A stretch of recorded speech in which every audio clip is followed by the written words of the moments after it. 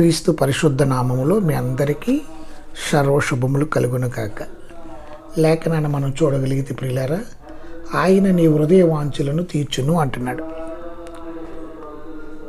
దావీదు చెబుతున్నాడు. ఏమని చెబుతున్నాడంటే, యెహోవా యందు నమ్మకం ఉంచి మేలు చేయని చెబుతున్నాడు. అపోస్తలుడైన పౌలు కూడా ఇలా వ్రాసాడు ప్రియులారా, కీడు వలన జయింపక మేలు చేత కీడును జయించుము అంటున్నాడు. మనం చెడుతనం ఎదుర్కొన్నప్పుడు దేవుడి మీదే మన దృష్టి నిలుపుదాం ప్రియులారా. ఆయన చిత్తాన్ని చేద్దాం. అప్పుడు ఆయన మన హృదయ వాంఛలను తీరుస్తాడు. యేసుప్రభు కూడా అదే బోధించాడు. ఆయన నీతిని, ఆయన రాజ్యాన్ని మొదట వెతికితే అవన్నీ కూడా మనకు అనుగ్రహించబడతాయని చెబుతున్నాడు. కంగారు పడవలసిన అవసరం ఏమీ లేదు అంటున్నాడు.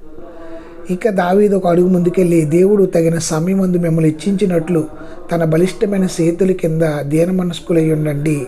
ఆయన మిమ్మల్ని గురించి చింతించుచున్నాడు గనుక మీ